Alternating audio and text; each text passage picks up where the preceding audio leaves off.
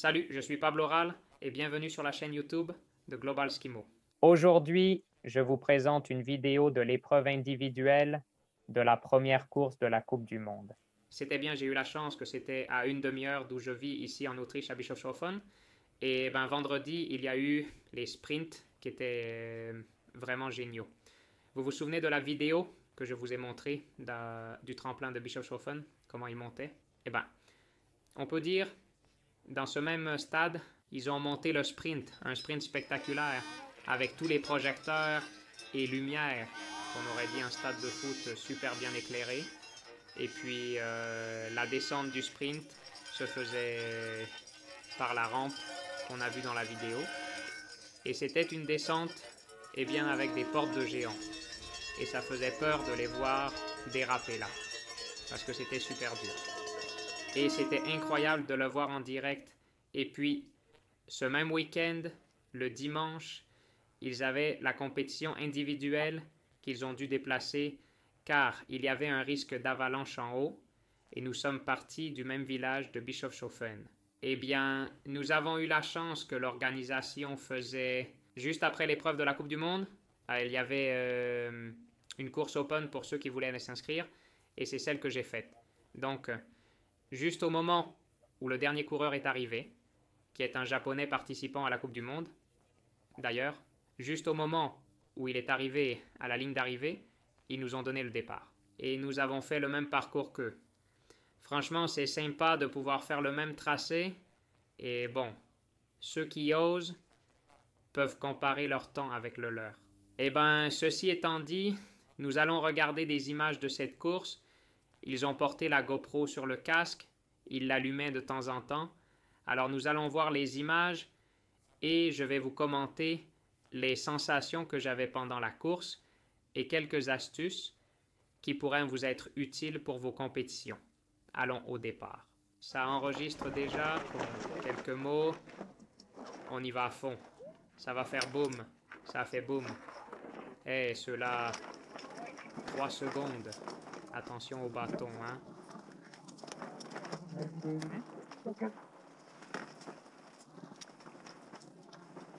8, 7, 6, 5, 4, 3, 2, 1.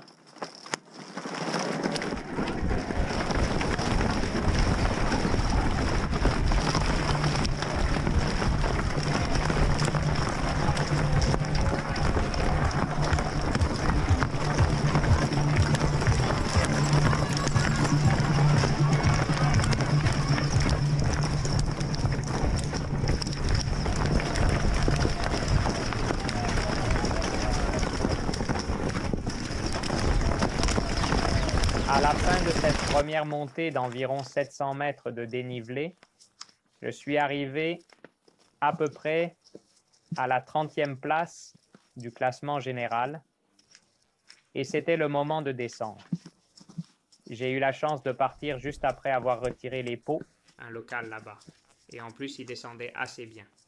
Alors je me suis mis derrière lui et il me montrait la descente et je faisais la même chose que lui. Et nous passons à travers les gens. Et la première partie, celle qui était plus technique, comme avec une baignoire très profonde et plutôt amusante. Voilà, j'ai eu la chance de pouvoir descendre derrière lui.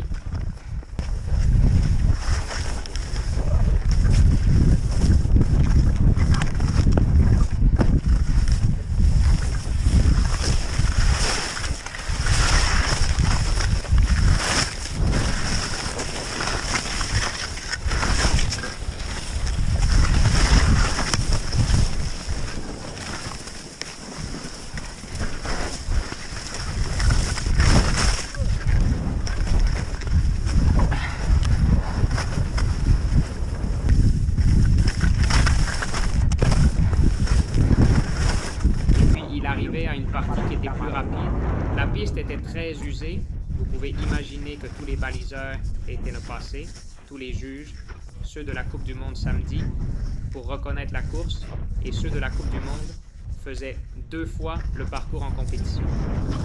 La descente était extrêmement usée. Et cette partie était déjà beaucoup plus rapide, avec la neige très inégale et de nombreux changements de pente. Comme je ne les connaissais pas, je faisais des sauts assez importants. Et dans cette zone, j'ai pu libérer celui que j'avais utilisé comme guide dans ses premières tronçons et j'ai dépassé quelques autres pendant la descente.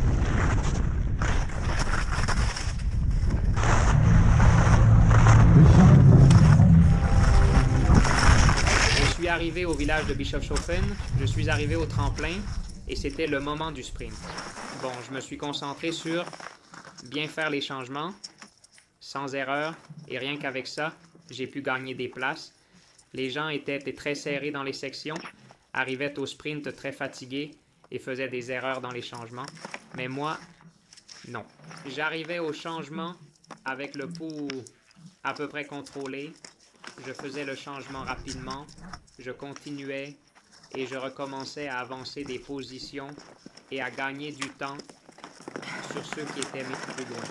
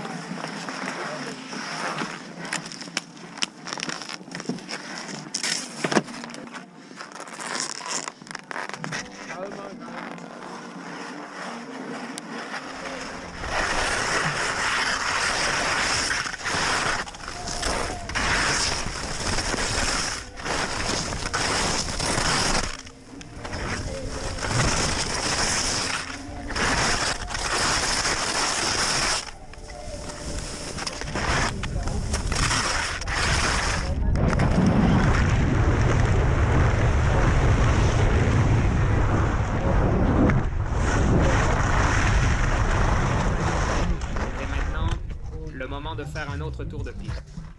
Lors de cette deuxième montée, j'ai commencé à imposer un rythme assez soutenu dès le début, en essayant de distancer ceux qui étaient derrière, qui étaient nombreux. Comme nous étions là dans un groupe assez serré, ils ne m'ont pas rattrapé, mais bon, je savais qu'ils montaient de plus vite puisque je les avais rattrapés avec les changements et la descente. Mais dans la première montée, ils m'avaient distancé. Même ainsi, comme je maintenais un rythme assez élevé, en fait, j'ai obtenu pratiquement le même temps intermédiaire lors de la première et de la deuxième montée. Avec ce rythme que j'ai imposé, un seul a réussi à me rattraper. Il s'est mis juste derrière moi et nous avons monté ensemble. Parfois, il passait devant, je poussais, il se mettait derrière. On roulait côte à côte. Et donc, toute la montée, on a poussé et on a pris de plus en plus d'avance sur ceux derrière nous. Eh bien, à un moment donné, j'étais devant en suivant les drapeaux et tout à coup, je le vois tourner de l'autre côté. Eh bien, il a pris un petit raccourci. Qu'est-ce que ça m'a fait? Environ 50 mètres que je n'ai pas pu rattraper dans la montée restante, car c'était une zone plus glissante. On allait tous les deux au même rythme. Je le voyais, mais je ne pouvais pas réduire la distance. Nous sommes arrivés à la transition en haut, avons fait des changements rapides et sommes partis presque en même temps. Et j'avais confiance que je descendrais un peu mieux, car je l'avais pris après la première descente.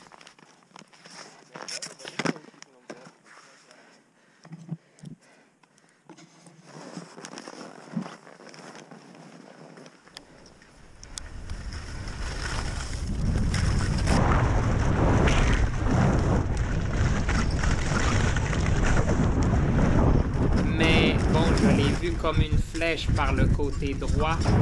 Donc dans cette descente-là, non. Je n'ai rien enlevé.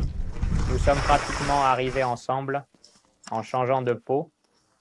Et il restait cette petite montée.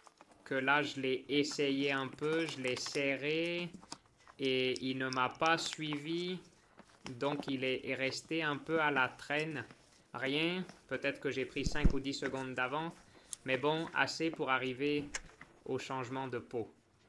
J'ai fait des changements rapides, j'ai plié les peaux comme ça, car j'ai toujours une deuxième paire de peaux dans la combinaison, et je comptais sur cette deuxième paire pour faire le sprint, donc je les ai pliés de cette manière, je les ai rangés, et je suis rapidement descendu.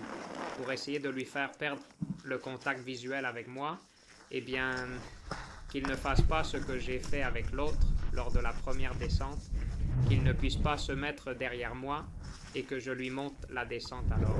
C'était la stratégie de sortir rapidement. Lors de ce changement technique, je l'ai géré comme j'ai pu en essayant de disparaître le plus vite possible.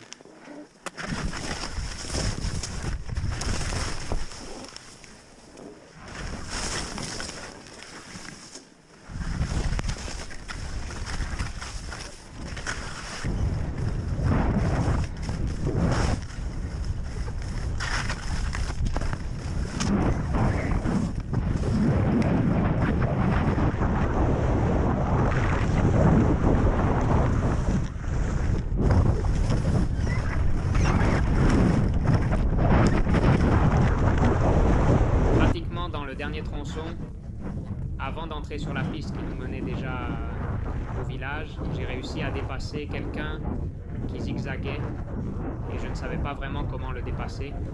Mais bon, comme j'allais assez vite, je l'ai dépassé par la droite et il y avait juste un virage relevé assez rapide. Et comme j'allais plus vite, eh bien, j'ai sorti un petit casque.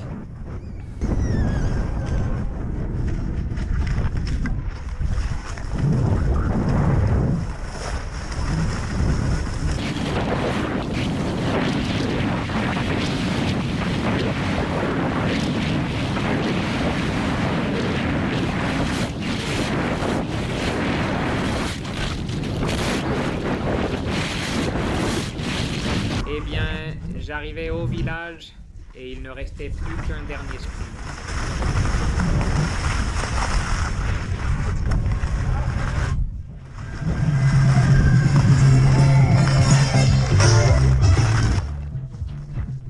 J'ai jeté un coup d'œil rapide au sprint. Personne n'était devant moi. Alors c'était juste une question de ne pas échouer dans les changements, de ne pas échouer dans le sprint et de maintenir ma position. C'est ce que j'ai fait.